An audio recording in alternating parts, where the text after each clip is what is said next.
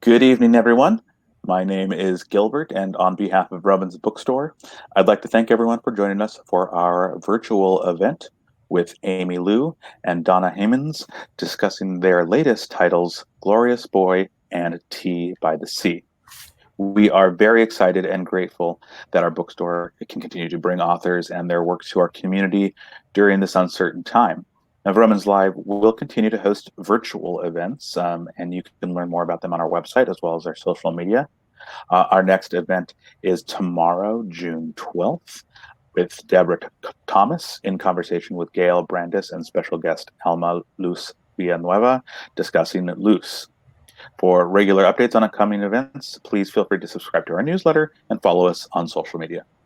Now, this evening's virtual event will have a Q&A component. To submit a question, please use the Ask a Question button, which is down over here at the bottom of the screen. If you see a question on the list you'd like our authors to answer, please click the like button. We will try to answer as many questions as time will allow. Also, if you'd like to purchase a copy of one of tonight's or both of tonight's featured books, you can click on the green buy button directly below the screen here. That'll take you to the Vroman's Bookstore website and the event page for tonight, where both books are available to click on, and it'll just take you through the rest of the process. With that being said, our authors for tonight. Aimee Liu is the author of numerous best-selling novels as well as nonfiction books on medical and psychological topics. Her work has appeared in the Los Angeles Times, Los Angeles Review of Books, Ms., and many other publications. She is on the faculty of Goddard College's MFA in Creative Writing program at Port Townsend. Donna Hemans is the author of the novel River Woman, winner of the 2003-4 Towson University Prize for Literature. Her short fiction has appeared in Volume 1 Brooklyn, The Caribbean Writer, Crab Orchard Review, Witness, and the anthology Stories from Blue Latitudes, Caribbean Women Writers at Home and Abroad, among others. She received her undergraduate degree from Fordham University and an MFA from American University. She lives in Maryland and is also the owner of DC Writers Room, a co-working studio for writers in Washington, D.C. Now, I will now turn it over to both of you. Thank you so much for being here. Vroman's really appreciates it. Thank you, Gilbert. I think I'll take it first before Donna. I am here to talk to you a little bit about my new novel, Glorious Boy. And I want to thank Vroman's and you, Gilbert, for having us on. This is a very strange time for authors, for booksellers, for publishers. And it's really hard to reach you guys, you wonderful readers. And so I really want you to push that green button down there for us tonight if you hear stuff that interests you about our books, because it helps us, it helps Vroman's, it helps the book world, the publishing world, it helps our publisher. Both Donna and I are published by Red Hen Press. So we are really, really grateful for you to be here tonight. It is a strange time for us to be talking about our novels, which have been in the works for years. There are book babies, and it's not only COVID and the pandemic that makes this a tough time to bring them out, but obviously now we are in the middle of a galvanic moment in history of race relations, police relations, political issues and turmoil.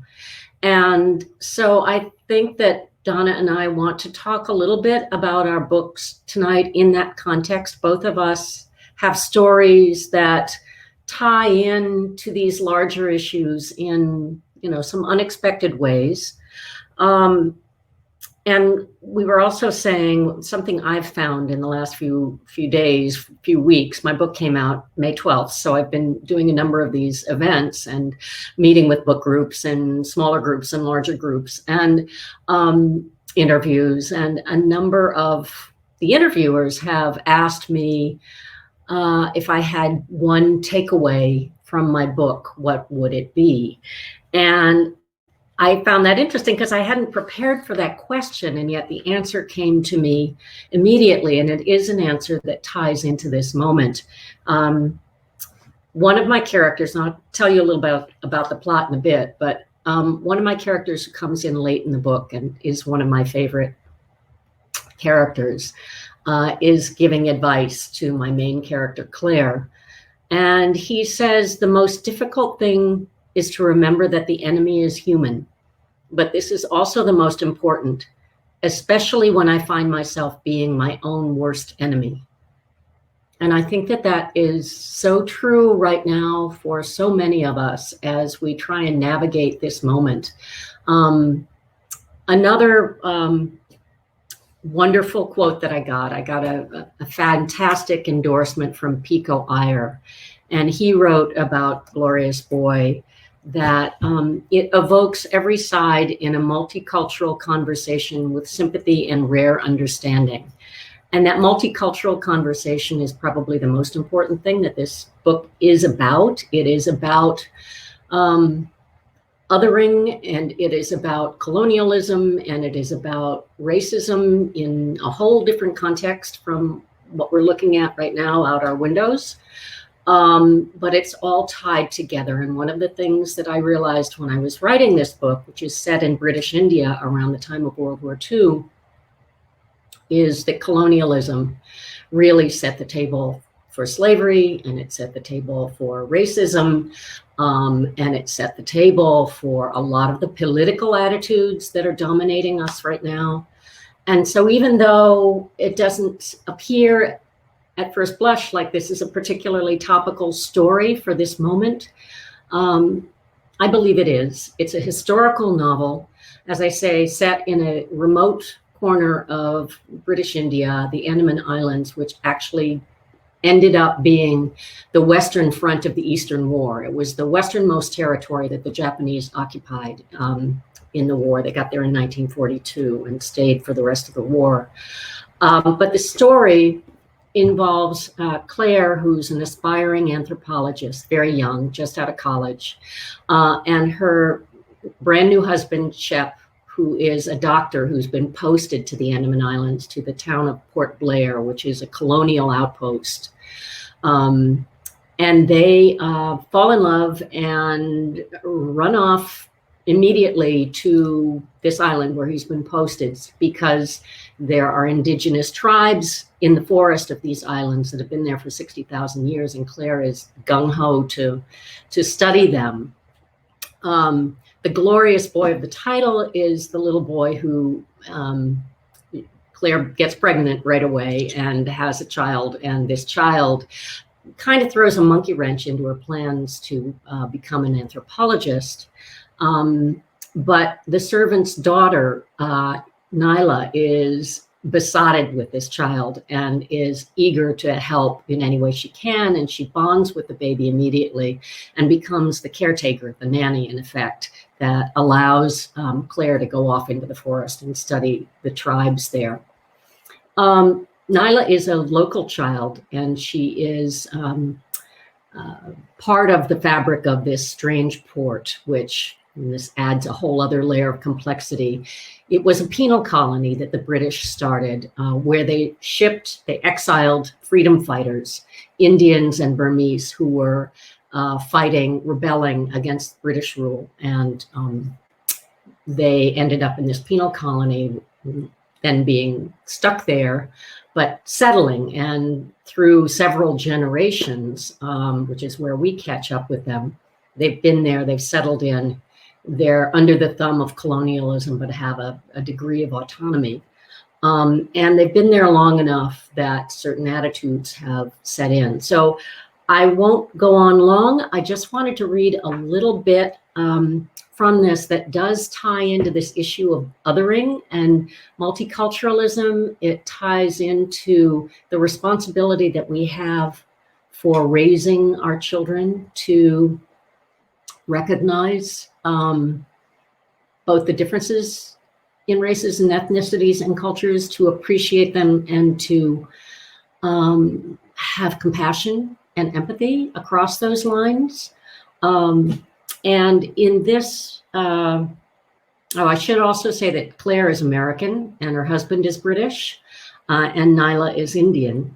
So that all factors into their relationship. But this little scene occurs right after Claire arrives on the island in Port Blair for the first time, and she's unpacking, and Nyla is helping her to unpack. And this is before Ty, the little boy, is born. So it's Claire and Nyla just establishing their relationship.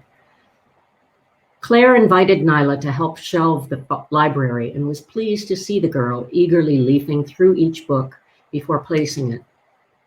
She seemed particularly fascinated by the photographic plates in The Andaman Islanders, the book that Claire was using as her guide to anthropology. Apparently, she'd never encountered any native Andamanese herself, though one picture, she said, resembled the layabout Perubi in Aberdeen Bazaar. But, she added, Perubi, at least, is keeping his clothing on.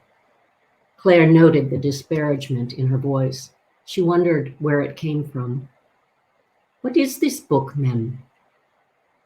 It's the story of the people who lived in these islands before you or I or even your parents were born, Nyla. The people whose ancestors came here first. They still live in the interior, you know. Have you never seen any yourself? The naked people. There was that same disapproval, but this time flatly matter-of-fact. Claire asked, "Is that what you've been taught to call them?" Nyla swayed her head back and forth like her father. She told Claire that everyone in Port Blair, Europeans and locals alike, viewed the naked people as pests because they were strange and dirty and ugly to see, uncivilized. When the British began to build Port Blair, they fought the largest of the tribes in the Battle of Aberdeen and nearly wiped out the great Andamanese entirely. Teacher Sen said that surviving forest people still raided settlements and plantations up north, and some of the most remote islands had tribes that were said to be cannibals. Most of the naked people still used spears and arrows, however, so they were no match for British guns. The girl wrinkled her nose at the picture of an Aboriginal couple seated rigidly, perhaps ritualistically, back to back, and staring in opposite directions. They're not looking real. Eventually, Claire would deduce that Nyla's father himself had a grandmother from the forest, but she died before he was born, and he and Gina never mentioned her, instead instructing their daughter to say that she had Tamil ancestors, dark people from South India being racially preferable to the indigenous Andamanese, and local-born designating a class meaningfully distinct from native. Prejudice in British India, Claire would learn, was actively transferable and widely embraced. So with that, I'm going to stop talking and turn it over to Donna. We'll come back to these subjects and others when we have our conversation. Thanks. Sorry.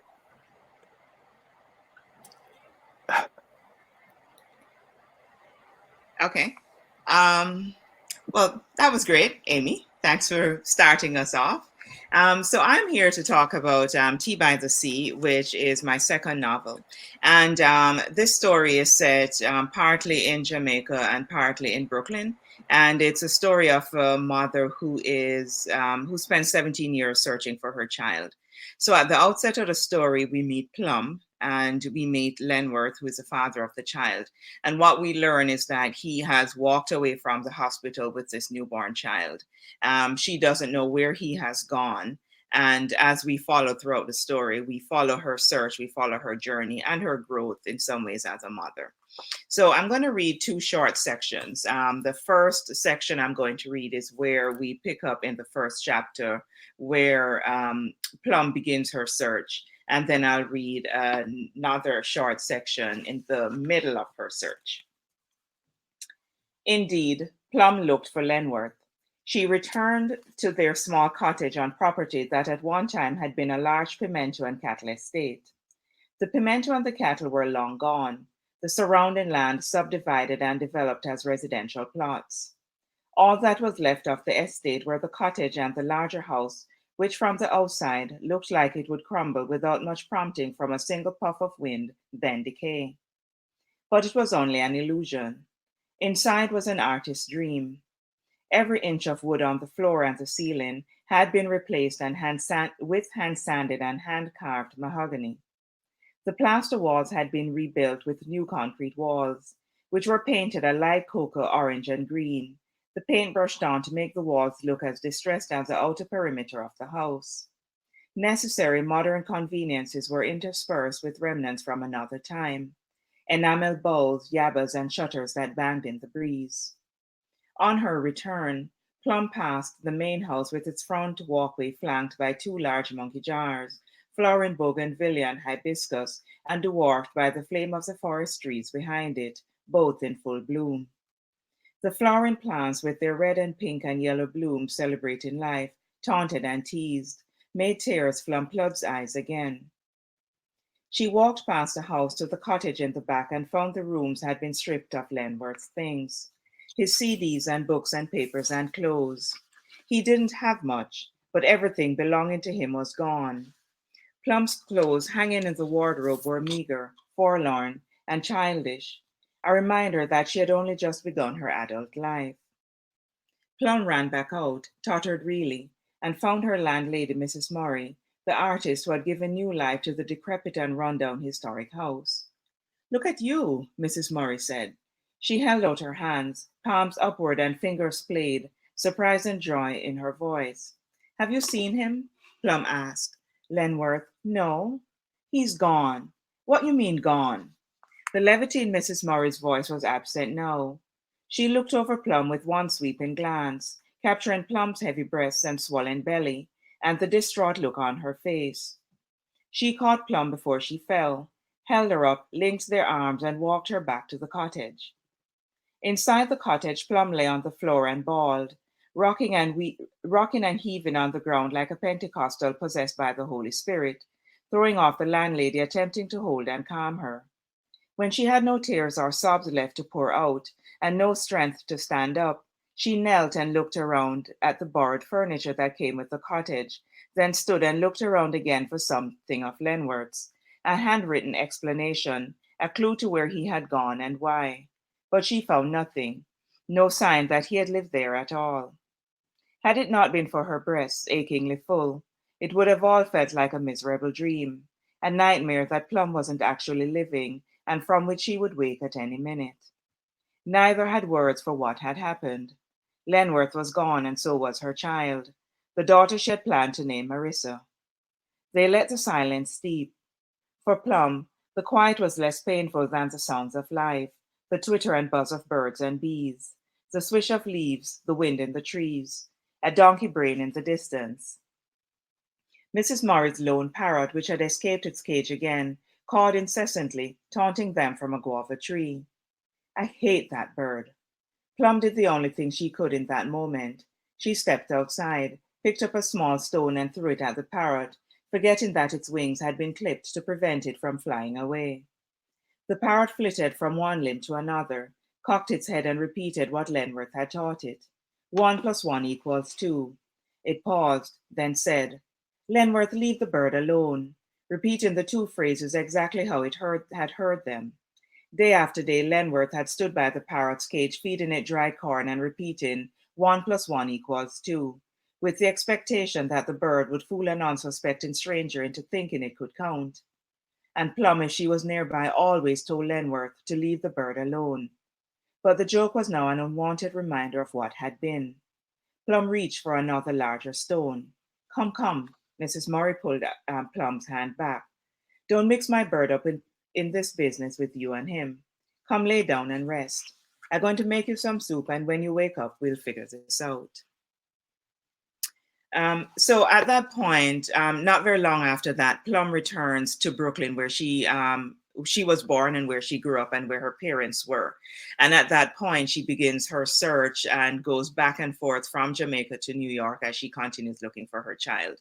So I'm going to read another short section where she then goes back to Jamaica 8 years into her search.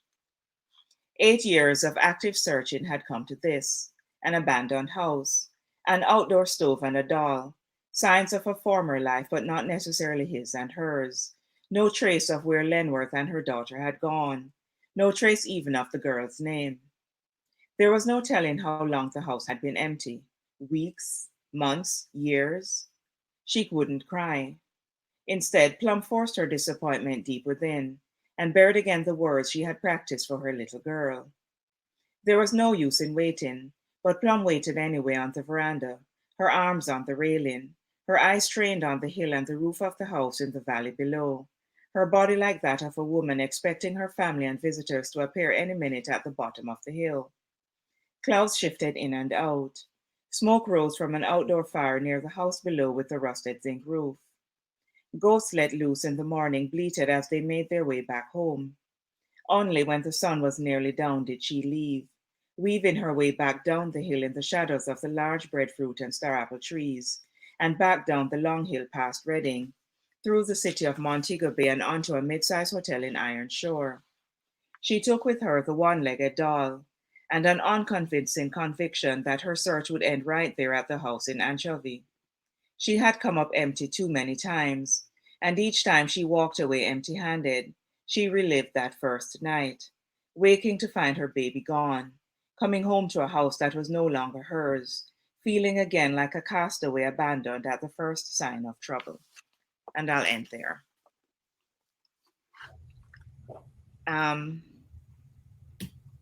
Come back. Oh, there you are. So I'm coming. Here I am. As Aimee and I we'll be talking about our books, or we'll be in conversation, and we're certainly open to and ready and willing to answer any questions that you have. Right. Gilbert will jump back in and moderate if you've got questions, put them up. But as you were reading, Donna, and Donna and I have done a number of things together. We've done some interviews together and we've done events together. And I was just saying before we started all of this, that this process of going out and talking about our books, for me, my book, it's raising all kinds of discoveries about the book that I didn't realize. And one of the discoveries that just came to me right now is that in both of our stories, we have fathers who force the mothers to go away from their children. We both have fathers who force family separation on the women in the story. The core plot in my book is that the young girl Nyla, who is besotted with Ty, ends up hiding him on the day of evacuation when the family is supposed to leave and right before the Japanese are coming. And so in that moment of panic and hysteria, Shep, the husband, forces Claire, his wife, onto the evacuation ship, making her leave, and he stays behind to try and find the children. So it's interesting. I think we're both writing about patriarchy and agency, and it just dawned on me that we actually have kind of parallel plot points with these two fathers, which I hadn't seen before. And I think so much of it is driven from, that whole colonial, that colonial system where there is, when you take it a little bit further and a little bit broader, you have an entire group of people coming in and making decisions for the people who they have colonized. And so much of that, I think, trickles down to the rest of us, and in this case, the two fathers in both of these stories. They're making decisions for the women in their lives without thinking that these women should be or are able to make decisions for themselves. Yeah, absolutely. And thinking that they're doing the right thing by the women, but it's such a patronizing view. It's such a dismissive view, and it really does parallel the whole colonial experience in India, and I think probably elsewhere throughout the colonial world. There was a common refrain among the British overlords of "we are their mothers and their fathers," as if the little brown subjects can't possibly take care of themselves. It was a whole system of infantilization going on, and I think in your story, it's fascinating to see that, sort of secondhand embraced by the very people you know, especially the men. It's absorbed by the men as if they are in that same role. Right. Yeah. I mean, certainly, and I think it takes a number of generations for that system to work itself out. And I think you see it in so many different ways how the colonial attitudes just simply linger. And it's and there's some people who see it and some people who just simply accept it. This is the way we have always done things, and it just takes a while before you get away from what you have learned. Right. Are there other legacies of colonialism that you find in Jamaica that, other than this agency issue? There is quite a bit. One of them, I certainly when you look at just language in general, one of the things I wrote an essay, I think late last year, about how I came to writing in general and how I first thought about writing. And it just goes back to the way in which we were taught that the language, the Jamaican language or Jamaican patois, is just simply broken English. And it quite frankly is a mixture of English words, a mixture of words from Africa that, survived the, slavery and colonialism. And in some ways, some Spanish words as well. But we had always been taught as children that it was just simply broken English. And so many of the adults around us didn't want to hear it because they grew up in in a colonial system. And they were taught that in order to be respected or to sound educated, they had to speak perfect English. They had to speak the Queen's English. And so that even to this day, I think continues, it lingers. I know there is a movement in Jamaica now to consider the Jamaican patois as a language and to have it, have a combination of English and Jamaican patois on, official documents. I don't know how far it will get because it is a spoken language. It is very difficult to write it and to have other people accept the way that you have spelled certain words, because you speak it, you don't necessarily write it down. But it is something that just continues to linger in so many different ways. And there are other things when you look at the way in which we are taught to dress, when we look at the way in which any of the systems, the government systems or government agencies monitor women or what women wear. Like I could not walk into, like up until late last year, I couldn't walk into a hospital wearing this because I was told, because you're told that you have to have sleeves. And this is just as, not even as whether as a patient or as somebody visiting, but you're walking into a government building, you're told that you cannot wear a sleeveless dress. Which makes no sense. I mean, it just makes no sense. It's like the Vatican. That used to be the rule at the Vatican. I wouldn't have expected it in Jamaica. Yeah, I mean, so much of it is just simply that colonial attitude that just continues to linger. Yeah. Is there, one of the big things that has been rolling through my head, especially in the last few weeks, is that the whole concept of divide and conquer came from the colonial world, and it's huge in India. I mean, all of the tension between Hindus and Muslims in India is because basically the British came in and saw that as a useful tool to set them against each other so that then the British could rule all of them. And with that divide and conquer, at the same time, as you say, there was a strange kind of other function of British kind of imposing a melting pot, which destroyed the local languages, as you're saying, and made everybody speak English so that their own historic languages started to fall away. So you had this strange thing of bringing everybody together and tearing everybody apart at the same time. Was there an equivalent divide and conquer thing that happened in Jamaica? Well, Jamaica right now, I don't think has even a single person who was native to Jamaica. Any of the kind of people they were called. I think in other countries in the Caribbean, there certainly are still some populations of the original peoples, but there is just simply nobody left in Jamaica. Right. And I think, you have to go back to Christopher Columbus's time, and that was when they were all, if not then, not very shortly after, they were, killed, both whether it's from disease or being overworked.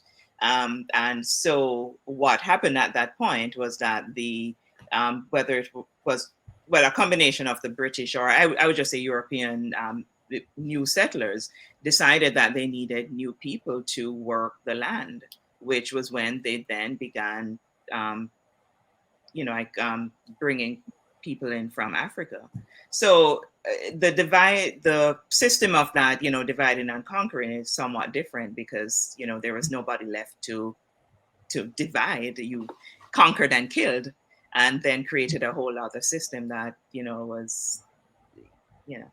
Right.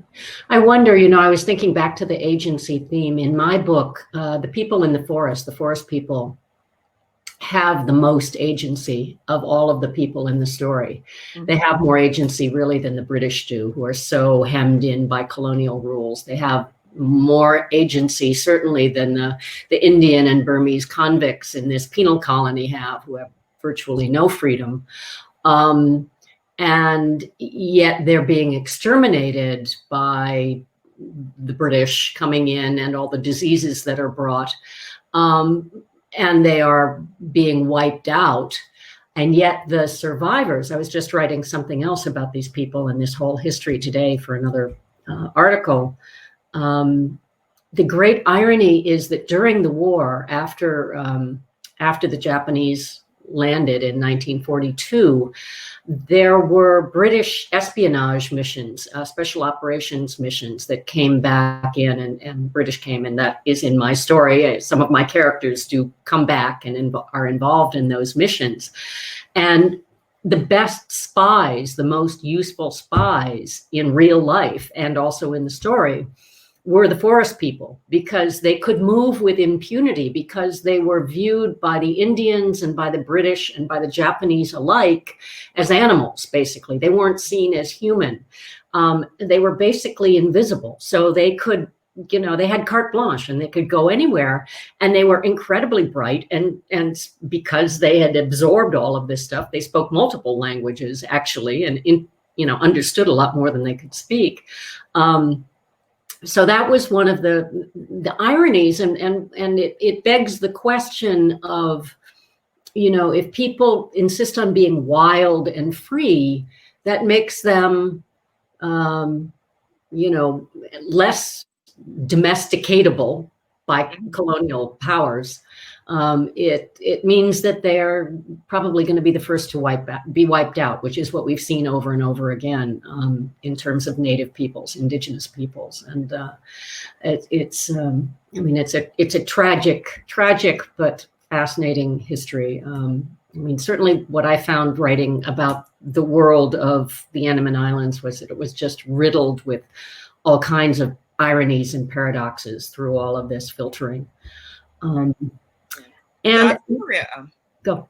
No, I was going to say, I'm curious, how did you come to want to write about this part of the world and this story that, I think that not a lot of people actually, read about or know about? I first heard about it from a woman who had just come back from the Andamans in the 1980s, I guess, late 1980s. And she told me about these indigenous tribes, and she told me a little bit about the history of Port Blair as a penal colony. So first of all, I just was fascinated that there was this sort of time capsule sitting there right in the middle of the Bay of Bengal. It's about 300 miles off the coast of Burma. And I'd never heard of it before, and it had only just opened up to foreign travel. So I tucked it in the back of my mind and was fascinated. And finally, it was a while before I had a chance to actually go there and visit. But when I got there, I discovered the whole history of World War II that had been there.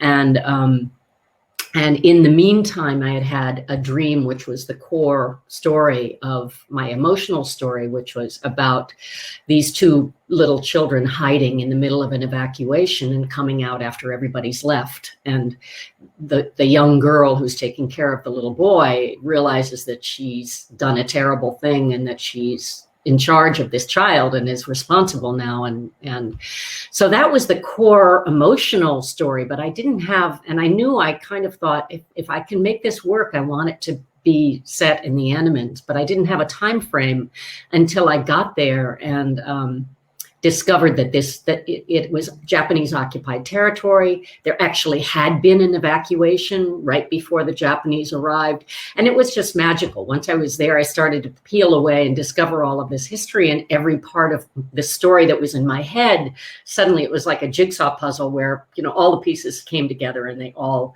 started to make sense. So it just worked. Yeah. And, you know, when you're, you know, talking to or going back to that whole idea of agency and, you know, colonialism and how, you know, people, the native people are viewed. One of the things I remembered from reading, you know, Glorious Boys, that Nyla is given so much responsibility for this child, and she is a child herself. And, you know, I'd love to hear you talk about that aspect of it. Just, you know, the mother, you know, like really steps away because she has, quite frankly, more important things to do. And she leaves the mothering of her child to this child. And so much of that is the same. It's the sort of thing that you see over and over again in, you know, like the whole colonial system. Yeah, and women can identify with that today too, because they want to have a career and then they have the child responsibilities, which the men have never really picked up on their own. But the other thing that ties into the multiculturalism in my book is the whole issue of attunement and communication between individuals, between cultures, between nationalities. And the problem with little Ty, the glorious boy, is that he is a late talker. He doesn't speak and he doesn't connect. He's not attuned with his mother. Whereas Nyla just instinctively bonds with the child, and they're on the same wavelength, the same frequency from the get-go. And so there's a lot about language. And one of the other things I just realized, as I was telling you earlier, I just realized the other night that my whole book is about code switching. And even though that's not a term that I use in the book and not a term that even occurred to me until I was thinking about it the other day, but it is about this issue of, you know, you have one way of speaking to one group of people and you need to switch and you need to get on a different frequency in order to communicate with certain other people. And Claire, my mother character, has the ability slowly, gradually to get on the frequency so that she can talk to and communicate with the indigenous people. But she's very, very late to get onto her son's frequency, and she's very impatient with him. So one of the reasons she turns over the care to Nyla, it's very reluctant, but Nyla gets the kid and she doesn't. So there's this distance and there's that tension, which is, of course, something that you deal with in your book, literally by the distance between the mother, by them being separated and forced apart. So they have some of those problems too, but it's right. Yeah. I wonder if we have a few questions. I don't know if we want to go back to the question. Go ahead. Let's do the questions and then we'll take it from there. Yeah, we still have time, so we can definitely go back and forth, and I can disappear myself again if need be. So for everyone watching, please make sure if you want to ask a question to use the Ask Question button down there at the bottom. Get those in, and we'll get to those. Also, I just want to thank the both of you because this is so great and so engrossed. Here's a question for here's a question for Donna. What about this is from Deborah Jones. Hi, Deborah. She's been mine. Oh, wonderful. Deborah says hi. But what about the law in Jamaica? Is there a tension between customary law and colonial law, as we see in some African countries? I don't know what. Can we get an explanation of customary law? I don't know what that means. Oh, maybe Deborah can help us out there on what she to clarify that. And while she does that, I can switch over to a question for Aimee. This is from Pat Finney. What drew you to this particular storyline and setting it in World War II?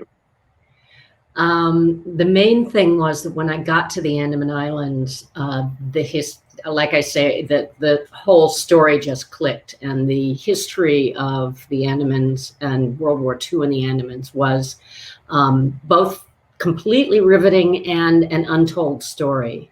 And the details that I found about what went on there were pretty much, especially when I started doing this, I went there in 2010. There's more online now, but at the time there was really very little about the war in the Andamans online. And so I got most of my information from books and pamphlets and stuff that was only available in Port Blair. It was written by local people and published in India. And, really there was no other way to find this information. And I had been looking for any kind of situation where there was an evacuation that I could kind of use as historical background for this story about these children that were left. And when I found this information about World War II, I realized this was a corner of the world that I'd never read about. It's a collision. I'm a sucker for layers of culture, because I think partly because I'm biracial. I've been writing about multicultural issues forever because my father was half Chinese and grew up in Shanghai, and I always sort of weave a little bit of his history into all of my fiction. And it's here too. One of the characters grew up in Shanghai, so that's part of this story too. But I just found it fascinating. I found the espionage part of it fascinating. There were a few British left behind and were, let's just say, very, very badly handled by the Japanese. There were some, it was a place of terrible atrocities during the war that nobody outside of the Andamans has ever heard of. So there was a lot to shine a light on there. And so that's why I picked that moment. Very, very interesting. Let's see. Donna, looks like Deborah did a little bit of explanation there on what she had meant about the law that is normal and more natural for the Jamaican population rather than the law that is enforced by colonialists, which she said you touched on, but wondered if it was codified. Yeah, well, Jamaica has been independent since 1962, so we create our own laws. But I think in some cases, there are some things that are not necessarily set in law, but they're still based on a colonial system. And I think even within the law itself, there certainly is a Jamaican High Court or the equivalent of a Supreme Court, but I think there's some things that are still the higher court would be in England. Jamaica still has a governor general, and that governor general then answers to the Queen or is the representative of the Queen. So there's still some things that, it is an independent country, but we're still in some ways a little bit too tied to a British system. I'm not sure if that answers the question fully, but it's, I think so. So another one that had been asked for Donna is, do you see the nexus or connection between Jamaican patois and African American vernacular English, like the colloquial English that we hear? I think that there is some similarity, and I think one of the things that we have to do, or that we are not really taught, that isn't really taught or isn't talked about very much, is just really how these languages, both the African American vernacular and the Jamaican patois, came about, and when people were brought here from various African countries, they all spoke different languages, and they had to find a way to speak. They had to find a way to use their various languages and find some common ground in which they could communicate with each other and communicate with the people who had enslaved them. And so I think there are so many. There is a language that they then formed and created themselves. And in Jamaica, it's patois, and American is, it's a slight variation of some of the words. And so when I actually began to notice the similarity was when I was in college, I read Zora Neale Hurston's Their Eyes Were Watching God. And at that point, I hadn't really studied very much, like African American literature. But one of the things that I found when I started reading that book was that the people sounded the way Jamaicans sound. Mm-hmm. And so that's where I first saw the similarity. And, the one thing that book did for me was that it allowed me to really think about writing. And that is in some ways the way I came to think that I could also write about the communities that I grew up with or grew up around, and the language that I had long been taught was just simply broken English and not something that we should be speaking at all. So I think that, like even listening to the people in South Carolina, the Gullah people, they sound very much like a Caribbean person. And I think if you look at their language, look at the way they sound, look at the accent, there are some words that just sound to me like they are living in a Caribbean island, the people who I grew up around. So there are some similarities, and I think if we actually stopped and really listened to the way in which people speak and why people speak the way they do, then we'll actually look at it as the language of people who survived, or people who had to find a way to survive, rather than just simply calling it broken English. I think you touched on something, on a lot of great things, and interesting thing about Their Eyes Were Watching God is those books, the books that kind of were maybe touchstones, and this could be for either of you, touchstones that where you started seeing, or to some degree or another, a part of yourself. I mean, I think that's something that I think a lot of people who are coming from any sort of marginalized communities or anything where they have a difficulty seeing themselves in the literature and things that they interact with. And I think right now more than ever, we're really trying to dig into that. So what are books and authors that had that for you, or brought that experience to you? I'll jump in because we talked about this in our interview that we did for the Rumpus, which I guess hasn't run yet, but is sure to come up any minute. But we were talking about that both of us write about a lot about belonging. Both of us write about straddling cultures and feeling like, kind of here and there. And certainly the line that jumped out for me that really felt like a touchstone, it probably wasn't the first one, but certainly one of my favorites, is in Michael Ondaatje's book, Running in the Family, where he writes, "I am the foreigner, I am the prodigal who hates the foreigner."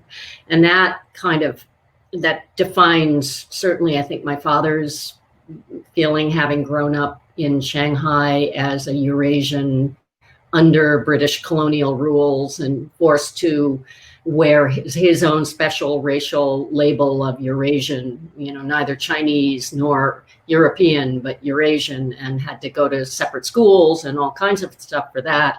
And then sort of what I inherited from that, and also partly because I lived in India for 2 years when I was very little. So my first memories are of India, and then I came to America and I didn't feel like I belonged anywhere, and I had this Chinese thing going on. So that's kind of informed probably everything, especially all of the fiction that I've written. But in terms of books, I mean, I'm a sucker for all of Michael Ondaatje's books, because he, of course, came of incredibly mixed heritage, growing up in Sri Lanka, then Ceylon, then going to Britain, then moving to Canada.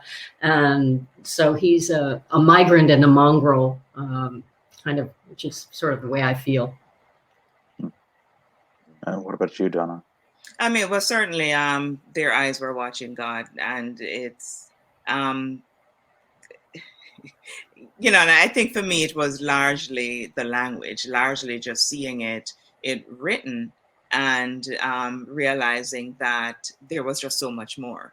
And I think, you know, certainly with my first novel, River Woman, that's one of the things that I tried to do there, was really write about a small community, and somewhat similar to what Zora Neale Hurston had done. Not only had I, you know, once I started reading that book, once I saw how the people spoke, that was one thing, but also the community just felt like communities that I had known. It was a small group of people, and you know, like enclosed in some ways. And I felt that so many of the communities that I had seen growing up were like that. You know, and you know, like certainly growing up in Jamaica, I had read books written by, you know, written in the Caribbean or written by Caribbean writers, but I don't think I saw them the same way. And I think, you know, part of it, I think, is that when you're in high school and you're, you know, you're reading books for literature, you're reading it in a different way, because your high school literature teachers are talking about theme and, you know, what did the writer mean? But you're not really looking at the culture itself. You're not really looking at the story behind it, how you came to start, how that writer came to write that particular book. So I think for me, when I was in undergrad and I was reading Their Eyes Were Watching God, I was reading it with a fiction writer. And so I began to see the book I began to read literature differently, and I saw something that I just hadn't seen up until that time. It could also just simply be age, that I was just a little bit older and I was reading differently. But I think I saw myself and I saw my community, I saw my people in a book, and it changed something for me. It allowed me to start thinking that, you know, like, this is something that I can do too. Yeah, wow. Looks like we have one more question down here, and this is for you, Donna. And it's just, I was just asking, what was your inspiration for Tea by the Sea? It's pretty straightforward, well, and rather open-ended. No, the inspiration for that, I happen to be in Jamaica, and there's a radio program that comes on Sunday evenings called Sunday Contact. And, you know, various people call in to look for people they have lost touch with. And on that particular day when I was there, a mother called in because she was looking for her child. And she knew that the father had taken the child, but she didn't know where they were. And she, you know, was desperate to find her child. So once I heard that, I knew that that was a story that I wanted to write. I wanted to write a story about a mother who was searching for her child, and really just sort of explore the lens to which a mother would go to find that child. And also the other aspect of it is really who has the right to raise that child, to raise any child at all. Is it the father? Is it the mother? Should it be both of them? And who makes that decision? And in this case, the mother had no say at all in her child's life. And I wanted to explore what that felt like or what that really meant. It's so funny because we wrote the same story, even though there's such different books and such different worlds, but the core emotion of the separated family and the mother's determination to reconnect with her child is central to both of them. Yeah, it is. Yeah. Yeah, it's fascinating. Some of these foundational elements that are shared between the books that you discussed. I that was some of the most engaging stuff that you guys touched on, and we're pretty much. I mean, I don't know if do you have any other questions for each other before we start wrapping this up?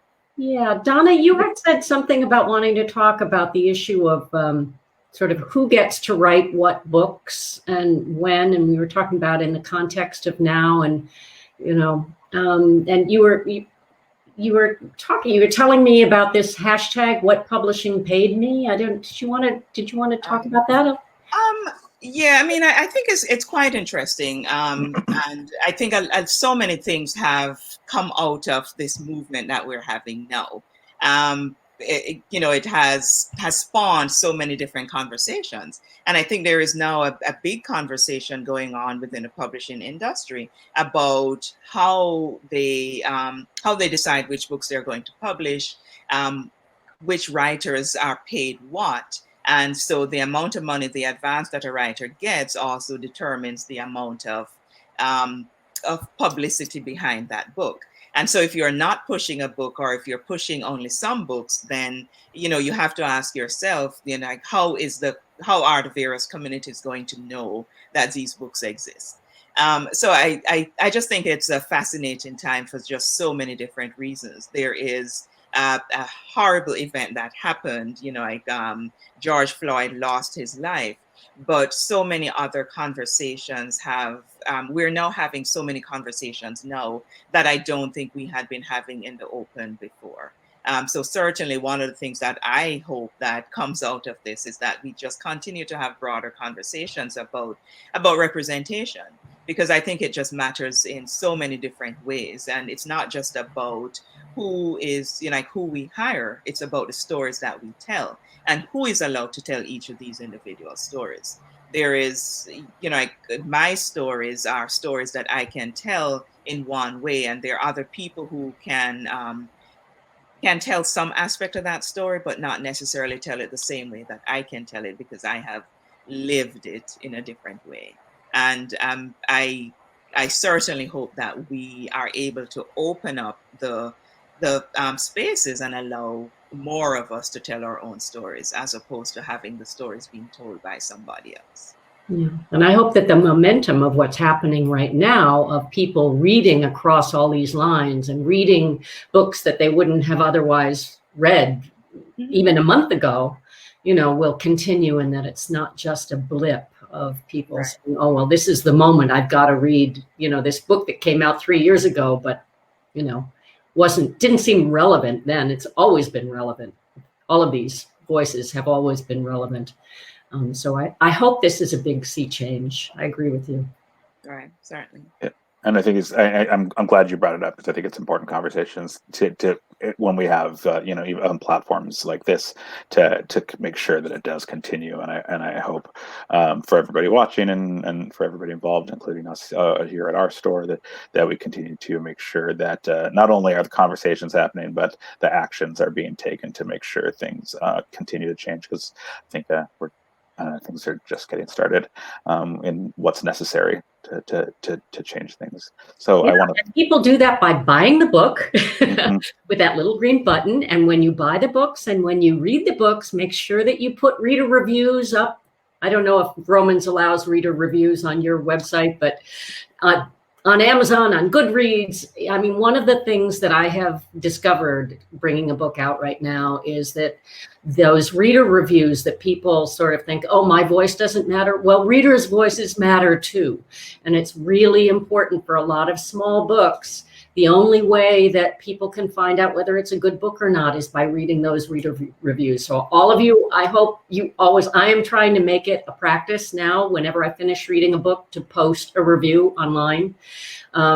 Even if it's just a couple of lines and a rating, it makes a huge difference, especially to small books that are trying to get heard in the marketplace. So that's my soapbox. Thank you. Well, thank you for having us. Thank you, Gilbert. And thank you, Vroman. Yes. Thank you both so much. I mean, just for absolutely engrossing and fascinating conversation, and that I well, I want to keep going, but we'll make sure that everybody keeps that conversation going by purchasing the books. Like we've pointed out before, you can buy both books there. Like I said, it will take you to the Vroman's Bookstore website, and you can scroll down and see both books available there and click on those, purchase them. We encourage you to buy more than one because they make great gifts as well. So you can pass it along. And we, at this time, it's really appreciated to support independent bookstores and independent and smaller authors as well. So thank you again, both of you. Thank you, everyone that came and showed up, if you will, virtually tonight. And make sure to follow us here on Crowdcast on our social media for upcoming Vroman's events. So with that, Aimee, Donna, have a wonderful night. Thank you so much. Thank you. And thank you, Donna. Good to see you. Good seeing you too. Bye. Bye-bye.